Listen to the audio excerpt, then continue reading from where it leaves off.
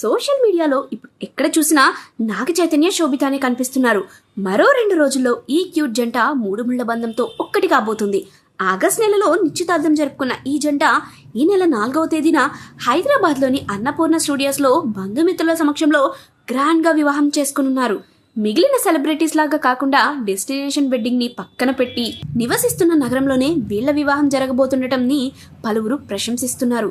పెళ్లికి ముందు సాంప్రదాయబద్ధంగా జరగాల్సిన ప్రతి కార్యక్రమాన్ని తూచా తప్పకుండా అనుసరిస్తూ శోభిత ఈ పెళ్లి జరుపుకోనుంది. దీనికి సంబంధించిన ఫోటోలు, వీడియోలు సోషల్ మీడియాలో ఆమె ఇదివరకే అప్లోడ్ చేసింది. అచ్చ తెలుగు అమ్మాయిగా పిలువబడే ఈమె ఎక్కువగా బాలీవుడ్లోనే సినిమాలు చేయడంతో మన తెలుగు సంప్రదాయాలను మర్చిపోయి ఉంటుందని అందరూ అనుకోవచ్చు. కానీ ఈమె అందరి అంచనాలకు భిన్నంగా వ్యవహరించడం ప్రశంసనీయమే. ఇదంతా పక్కన పెడితే రీసెంట్గా ఈమె ఇచ్చిన ఒక ఇంటర్వ్యూలో నాగ చైతన్య గురించి మాట్లాడడం ఇప్పుడు సోషల్ మీడియాలో హాట్ టాపిక్గా మారింది.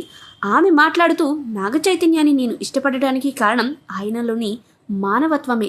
ఎలాంటి పరిస్థితులు వచ్చినా తన కూల్ స్వభావాన్ని వదలడు. తనకంటే పెద్దవాళ్లను, తనకంటే చిన్నవాళ్లను ఆయన గౌరవించే తీరుని మాటల్లో చెప్పలేను.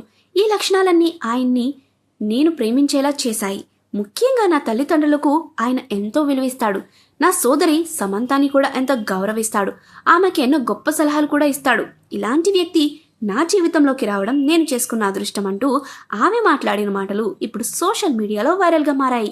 అయితే ఒక్క సినిమాలో కూడా కలిసి నటించిన వీళ్ళిద్దరూ ఎలా ప్రేమించుకున్నారు, వీళ్ల మధ్య పరిచయం అసలు ఎలా ఏర్పడింది అనేది మాత్రం ఇప్పటికీ మిస్టరీగానే మిగిలింది. రీసెంట్గానే నాగ చైతన్య అమెజాన్ ప్రైమ్లో రానా దగ్గుబాటి నిర్వహించే టాక్ షోలో పాల్గొన్నాడు. కనీసం ఇక్కడైనా ఆయన వీళ్ళ మధ్య ప్రేమ ఎలా పుట్టిందో చెప్తాడేమో అని అభిమానులు ఎదురు చూస్తున్నారు. ఇదంతా పక్కన పెడితే ప్రస్తుతం ఆయన సాయి పల్లవితో కలిసి చందు మొండేటి దర్శకత్వంలో తండేలనే చిత్రం చేస్తున్న సంగతి తెలిసిందే.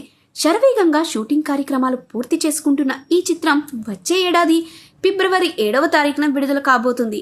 అల్లు అరవింద్ ఈ సినిమాని గీత ఆర్ట్స్ బ్యానర్లో సుమారు 70 కోట్ల రూపాయల బడ్జెట్ని ఖర్చు చేసి తెరకెక్కిస్తున్నాడు.